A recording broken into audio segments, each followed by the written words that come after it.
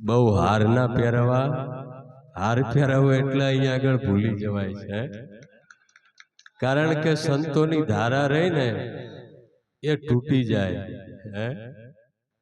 એટલે આગળ સંતોએ બહુ સરસ વાત કરી કે ઈશ્વર તત્વ ક્યાં નથી હે। કોઈએ વાત કરી કે પોતાના સિવાય જગતમાં બીજે ક્યાંય નથી, અને કોઈએ કહ્યું કે ઈશ્વર ક્યાં નથી હે। શાસ્ત્રના ઉદાહરણ લઈએ આપણે તો ગીતામાં કૃષ્ણ ભગવાને કીધું છે કે હે અર્જુન, હું સર્વમાં વ્યાપક છું, કણ કણમાં મારો વાસ છે, મારા સિવાય ક્યાંય એક સોયના નાકા જેટલી જગ્યા પણ ખાલી નથી હે। આ છે અને નથી, આ બંનેની બાદ બાકી થાય તો આ વાત સમજાય એવી છે। કારણ કે સદગુરુ મહારાજે આ શરીરની બાદ બાકી કરાઈ અને ઈશ્વર તત્વની ઓળખાણ કરાઈ, પણ તમે આંગળી મૂકવા જશો તો ક્યાં મૂકશો? હા, આંગળી મુકાય એવું નથી। સોનાનો દાગીનો હોય અને સોનાના દાગીનાની અંદર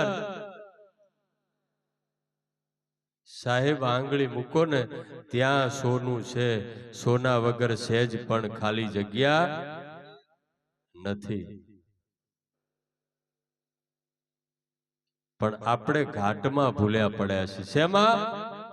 ઘાટમાં ભૂલા પડ્યા છીએ, અને ઘાટ ઉપરથી જ્યાં સુધી દ્રષ્ટિ નહીં જાય ત્યાં સુધી અઘાટની ઓળખાણ થવાની નથી। અને અઘાટની ઓળખાણ થશે તો જ વાત સમજાશે, બાકી વાત સમજાય એવી નથી। આ વાત છે અટપટી, ઝટપટ સમજાય એવી નથી। અને જો ઝટપટ સમજાય જાય તો આ મનની બધી ખટપટ મટી જાય એવી। આ બધી તકલીફ શેમાં છે? મનમાં છે સાહેબ હે। બધી ખટપટ મનમાં છે, અને આ મનના નિવારણ માટે, મનને એક શાંત રાખવા માટે આ સદગુરુએ આપણને એક સમજણ આપી છે હે। અને સમજણના માધ્યમથી જ જમ છે એમ આપણને વાત સમજણમાં ઉતરે એવી છે, બાકી ઉતરે એવી નથી। એક દિવસના માટે એક મહાત્મા એક પોપટ લાયા, અને પોપટ ભણાયેલો મહાત્મા વિદેશ ફરવા ગયા, અને પક્ષી પ્રેમી હતા, અને પોપટ જોયો અને વેપારીને કીધું કે આ પોપટની કિંમત શું? કારણ કે પોપટનો માલિક પોપટને ઈશારા કરતો હતો, અને એમ પોપટ બોલતો હતો, અને મહાત્મા ત્યાં નીકળે એટલે મહાત્માને એવું થયું કે આ પોપટ તો ભણાયેલો છે, લાવો હું લઈ જાઉં। મહાત્મા પોપટને ખરીદીને ઘેર લાયા, અને આશ્રમમાં મોટું ફળ્યું, અને પોપટને મહાત્માએ કીધું કે તારે બિલાડી આવે ને ત્યારે ઉડી જવું, તારે બિલાડી આવે ત્યારે ઉડી જવું। આ પોપટને વારંવાર વાત કરી, અને રોજ સવારે ફળિયામાં દાણા નાખે, અને પોપટ ચણ ચણે, અને મહાત્માએ એને કીધું કે તારે બિલાડી આવે ત્યારે ઉડી જવું।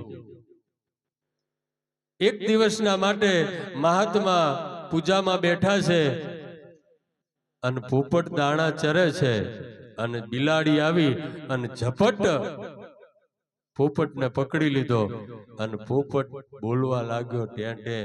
અને મહાત્મા પૂજામાં હતા અને ઊભા થઈ ગયા, અને ઊભા થઈને જોડે જેડીયો પડ્યો તો એ ઘા કરીને જ્યાં માર્યો, અને બિલાડીના મુખમાંથી પોપટને છોડાઈ દીધો, અને પછી પોપટને કીધું તું કે હું તને કહેતો નતો કે બિલાડી આવે ત્યારે તારે ઉડી જવું, બિલાડી આવે ત્યારે તારે ઉડી જવું. ત્યારે પોપટે કીધું કે બાપુ તમે બધું કહેતા હતા ખરા, પણ તમે કોઈ દિવસ બિલાડી બતાવી નથી. આ બિલાડી એટલે એક અહંકાર. જ્યાં સુધી આપણા મનમાં અહંકાર નહીં જાય ને સાહેબ, ત્યાં સુધી સત્ય વાત સમજાશે. અહંકાર એટલે મોહ છે, એક જાતનો આ બોલવાનો મોહ છે.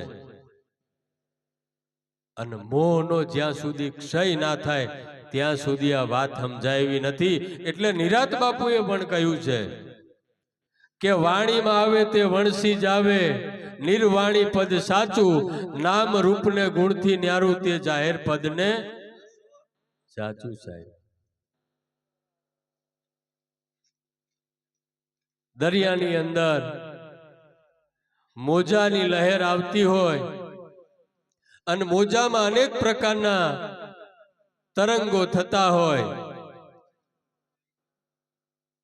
અને એમાં ફરફોટા પણ થતા હોય, અને એ ફરફોટા સાહેબ દરિયાને પ્રશ્ન કરે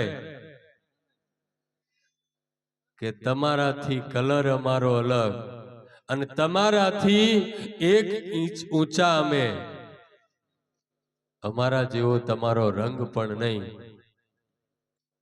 પણ એ ક્યારે બોલે સાહેબ? એમાં હવા ભરી છે ને એટલા માટે. એ હવા કાઢવા માટે સદગુરુની એક ઈશારાની જરૂર છે. એ ઈશારો થઈ જાય તો કામ થાય. આ અજ્ઞાન રૂપી હવા, અજ્ઞાન રૂપી અહંકાર, અજ્ઞાન રૂપી અંધકાર, આ બધું ગુરુ મહારાજ એક ટાંકણી અડાડી અને હવા કાઢી નાખે છે. જેની હવા નીકળીને એના જગતમાં ઇતિહાસ રહ્યા છે. હવા જેની નથી નીકળી એના જગતમાં ઇતિહાસ રહ્યા નથી. શોરૂમની અંદરથી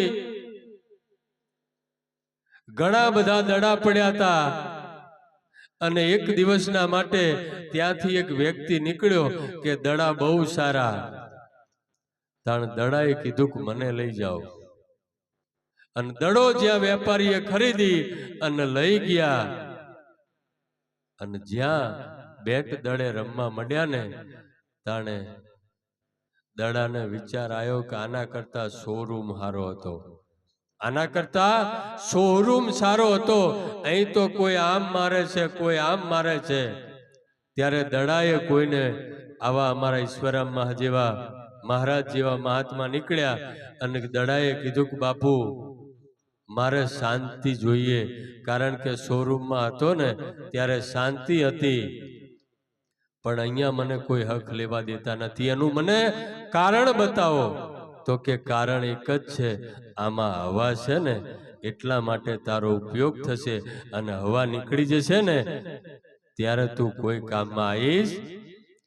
સાહેબ કહેવાનો તાત્પર્ય કે આ મોઘામાં મોઘો મનુષ્ય દેહ મળ્યો છે અને હવા છે ને ત્યાં સુધી કંઈક આવા સારા કાર્ય કરી લેજો. અમાર જોરુભાઈ જેવા. તાળીઓથી વધાવો. હા, 3 વસ્તુ અંદરથી આવે: દાતારી, વાગેલું હોય ની રૂજ અને ટાઢિયાનો તાવ. આ 3 વસ્તુ અંદરથી આવે. આ ક્યાંય બહારથી ના આવે. હા, એટલે હજુ ઘણાય મહારાજો છે, એમને પણ સાંભળવાના છે, એટલે વિશેષ ન કહેતા આટલું બોલી અને મારી વાણીને વિરામ આપું છું. બોલો સદગુરુ મહારાજ કી.